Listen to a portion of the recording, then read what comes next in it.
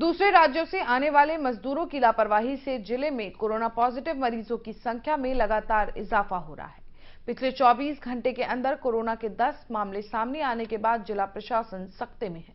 खबर यूपी के गोंडा जिले की है, जहां महाराष्ट्र से भागकर आए 4 मजदूरों की कोरोना रिपोर्ट पॉजिटिव आई है, जिसके बाद जिले में कोरोना मरीजों की संख्या बढ़कर 22 हो गई है। हालांकि इनमें से 2 मरीज ठीक भी हो चुके हैं, लेकिन अभी भी 20 मरीज एक्टिव हैं, जिनका इलाज चल रहा है। बता दें, जिला प्रशासन प्रभावित इलाकों को सील करने के अलावा हॉटस्पॉट बनाने में जुटा हुआ है। अब तक कुल 8 हॉटस्पॉट बनाए गए हैं।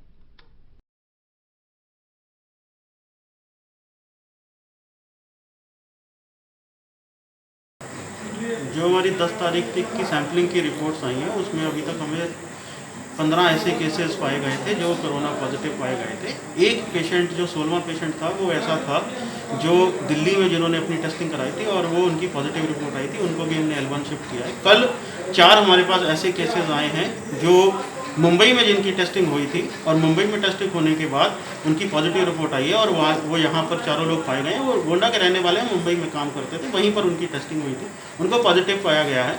तो इस प्रकार पे हमारे यहाँ पर अब कोविड हॉस्पिटल में 20 गोंडा के पेशेंट भर्ती हैं और एक पेशेंट जो है बलरामपुर का जो कोविड पॉजिटिव है वो भर्ती है।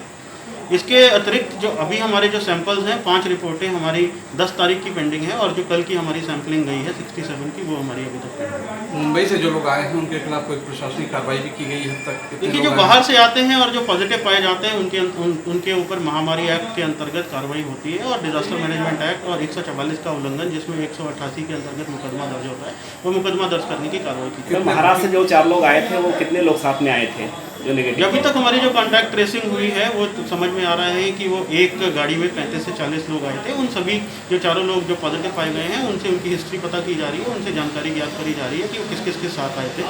इसकी कॉन्टैक्ट ट्रेसिंग जैसे ही हो जाएगी उन सबको ट्रेस किया जाएगा और अगर कोई उसमें से सिम्टोमेटिक होंगे, जिनमें लक्षण होंगे, तो उनकी टेस्टिंग तत्काल कराई जाएगी, नहीं तो उनको 14 दिन का अनिवार्य क्वारंटाइन कराया जाएगा। सर, अब तक के कितने प्रवासी आ चुके होंगे बाहर से? देखिए, प्रवासी लगातार आ रहे हैं। तकरीबन 5 ट्रेन जो हैं हमारे पास डेली आ रही हैं। हर ट्रेन में लगभग 1200 की सवारी आ रही थी और आगे आने वाली ट्रेनों में कहा जा रहा है कि 1500 से 1600 तक की सवारी आएगी। तो लगभग 6 से 7 हज़ार लोग हमारे पास डेली जो रेल के माध्यम से आ रहे हैं। उसके अलावा 3000 लोग हमारे पास जो हमारे स्क्रीनिंग सेंटर जो बॉर्डर पर बने हुए हैं वहाँ पर हमारे पास डेली आते हैं, जो 4 पहिया वाहन या बड़े वाहनों से आते हैं। उसके अतिरिक्त भी कुछ लोग ऐसे आते हैं जो अपने साधनों से आते हैं। तो तकरीबन 10,000 की संख्या में लोग डेली आ रहे हैं और जो हमारे पास लाइन लिस्टिंग हो रही है उसी हिसाब से हो रही है। 1 मई के बाद से लगभग हमारे पास 30 से 35 हज़ार आदमी आ चुका है और ये सिलसिला लगातार जारी है। आज भी सुबह से 3 ट्रेन आई हैं और 2 ट्रेन अभी आज दिन में आना प्रस्तावित है और 6 ट्रेन कल आना प्रस्तावित है। सर, कितने हॉट स्पॉट स्थल बनाए गए हैं? देखिए, जो हमारे स्थल जहाँ पे हमें केसेस मिलते हैं उनको हॉटस्पॉट बनाया जाता है। उसके अतिरिक्त अगर कोई ऐसा केस जो बाहर से आ जाता है और वो पॉजिटिव पाया जाता है तो उस क्षेत्र को भी, अगर वो आ गए हों, घर पे आ गए हों, तो उस क्षेत्र को भी हम हॉटस्पॉट घोषित करते हैं।